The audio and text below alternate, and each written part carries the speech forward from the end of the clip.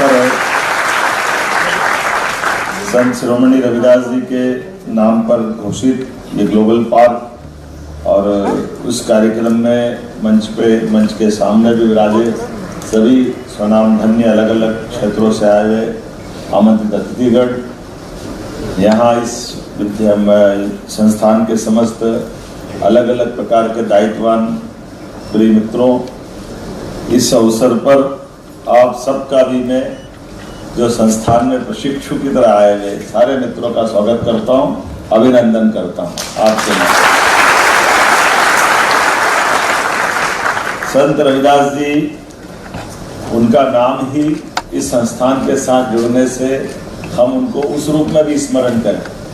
उनका ये 650वां जन्म वर्ष चल रहा है और गंगा के किनारे एक अपनी गृहस्थ जीवन अपने आप में आध्यात्मिक क्षेत्र में, समाज सुधारक के क्षेत्र में, कौशल के साथ जीवन जीने में कई कारणों से रविदास जी को हम सदैव स्मरण करते हैं। उनकी अपनी उदात्त भावना के बलबूते पर भजन और कई कारणों से भजन भी उनका अनूप जलोटा ने भी जो भजन गाया है, प्रभु जी तुम चंदन में पानी हो, हम सब ने सुना है। उनके लिए उनके मन के भाव और उनका जीवन भी, रविदास जी का जीवन हमको हमारे कौशल पे भरोसा होना चाहिए, कौशल के प्रकटीकरण में कोई संकोच नहीं होना चाहिए और कौशल से हमारा जीवन भी और सामाजिक जीवन का उत्तरदायित्व दोनों की पूर्ति करने के लिए वास्तव में रविदास जी का जीवन अद्भुत था। उनके अपने हाथ में, उनके जीवन में बहुत सारे प्रकार के उतार चढ़ाव आए। उस समय के छुआछूत भरे वातावरण में भी उन्होंने प्रभु की भक्ति करने में भी अपनी एक विशेष पहचान बनाई, लेकिन कौशल से अपने घर चलाने के लिए उनके अपने हाथों से उन्होंने अपने लिए जो मार्ग चुना, उस मार्ग पे चल करके पूरा जीवन जी करके राणा सांगा से लेके बड़े से बड़े अलग अलग स्वनाम धन्य शासकों को शिष्य बनाने का भी अवसर दिया, लेकिन मूल भाव को नहीं बदले। हमारे लिए भगवान कृष्ण का 64 कला 14 विद्या वाला और अलग प्रकार का उनका व्यक्तित्व भी हम उनको स्मरण करते, लेकिन भगवान के हाथ में जो सुदर्शन चक्र है, वास्तव में उनके जीवन भर ये कौशल के तो यंत्र है। हमारे बीच में भगवान के उस घटनाक्रम को अगर देखें हर एक जगह हर एक प्रकार से, लेकिन आज तो सच में यशस्वी प्रधानमंत्री श्रीमान नरेंद्र मोदी जी का जोरदार अभिनंदन करें।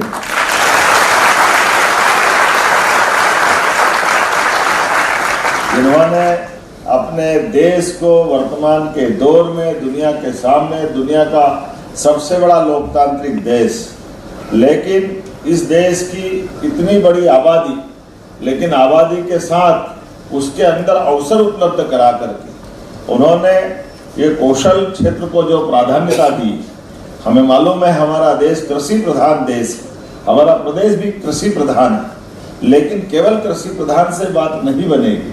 हमको अपनी क्षमता, योग्यता, बुद्धिमत्ता से कौशल के क्षेत्र में दक्षता हासिल करके दुनिया के अंदर वर्तमान के दौर में सभी प्रकार के ट्रेंड लोगों की जो आवश्यकता है, उसी के पूर्ति की दृष्टि से अपने देश को भी आगे बढ़ाने के लिए और वैश्विक स्तर पर हर भारतीय को दुनिया के साथ कदम से कदम मिलाकर जीने के लिए हर एक जगह मुझे इस बात की प्रसन्नता है। आज भारतीय दुनिया के हर वो देश जिसने किसी भी क्षेत्र में प्रगति की हो, मुझे मालूम है उनकी प्रगति में भारतीयों का योगदान जरूर जरूर रहता है। मैं आपको बधाई देना चाहता हूं उस नाते से। दुनिया के बड़े बड़े सीईओ अच्छी कंपनी के कुछ भी करा रहे हैं, लेकिन हमारी भारतीय मेधा प्रतिभा के बलबूते पर उनकी अपनी उस विकास की यात्रा में हमारा योगदान जरूर रहता है। मैं आपका सबका इस नाते से भी अभिनंदन करना चाहूँगा। वाकई ये ग्लोबल स्किल पार्क के माध्यम से हमारे लिए पता नहीं क्या ये 150 साल का इतिहास थोड़ा पीछे करेंगे।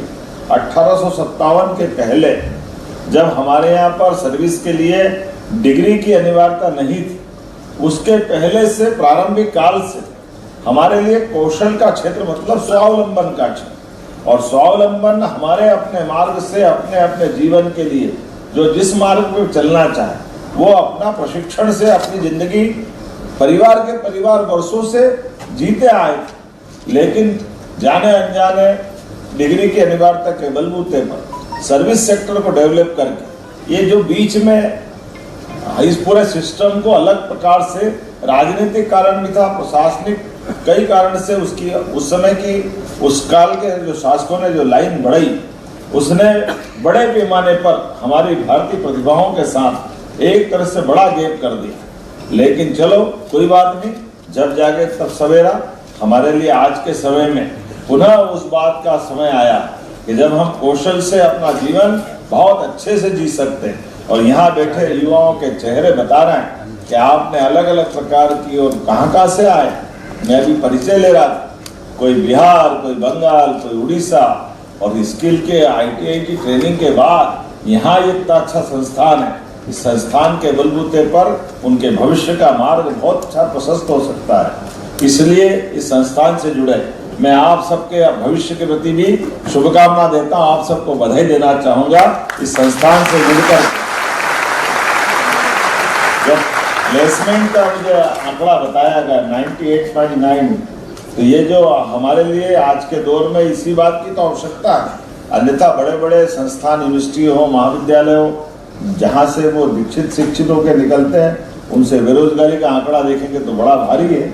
लेकिन ये जो बदलते दौर का समय है और ये आपको एक नए जवाबदारी की तरफ भी ले जा रहा है, और उस तरह से कि हाँ हम अपने जिस काम में प्रशिक्षित हैं, और अब तो और विश्व के स्तर की भी बहुभाषी अलग अलग भाषाओं को सिखाते हुए भी यहाँ ये जो स्किल का डेवलपमेंट किया, मैं उम्मीद करूँगा हमारे बीच आज जब आपके माध्यम से ये परमात्मा की लीला, वास्तव में ये जो हमारी सृष्टि है, पंच महाभूतों से बनी हुई सृष्टि, इस सृष्टि के अंदर के कई सारे रहस्य विज्ञान के साथ जुड़े हुए, और विज्ञान के साथ जुड़ने में हमारे लिए हो सकता अभी का प्रशिक्षण हमको एक विशेष दिशा में दिया गया, लेकिन असली में उसके पीछे की अंदर की जो तारतम्यता है, उस तारतम्यता के अंदर भी हमको झांक के देने की आवश्यकता है। जैसे सहज रूप से अभी हम बहुत सारी जगह बात करते, विषय निकालते, तो हमको ये समय के साथ और नई नई टेक्नोलॉजी के आधार पर और नए नए रहस्यों से परिचित होते जाते हैं। ऐसे अपने सामने देखते देखते कहाँ ब्लैक एंड व्हाइट टीवी था, और टीवी के पहले रेडियो था, और आज हम कहाँ से कहाँ निकल के आ गए। आज वर्तमान के दौर में इतनी तेजी से टेक्नोलॉजी बदल रही है, और उस टेक्नोलॉजी में आप भी दक्षता के साथ आते जा रहे हैं।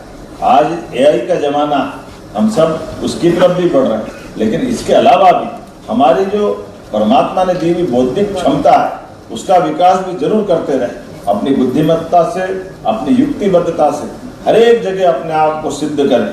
हम सब मिलकर के जब आगे बढ़ेंगे तो सच में कोई काम छोटा बड़ा नहीं होता। हमारे अपनी काम की गरिमा और आपका हुनर और आपके मन की इच्छा शक्ति आपका मुकाम पर इंतजार कर रही है। आप बड़ी सी बड़ी जगह पे पहुंचे, ये मेरी शुभकामना है। बहुत बहुत बधाई। भारत माता की जय।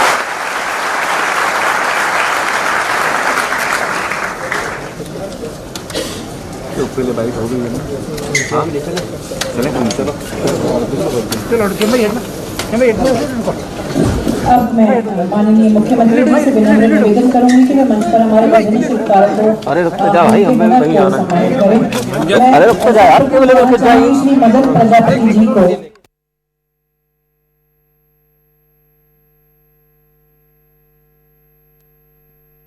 होने का मौका मिल रहा है। मैं सादर एवं सम्मान पूर्वक आमंत्रित करता हूं माननीय मुख्यमंत्री जी को कि वे अपने प्रेरणादायी उद्बोधन से हम सभी का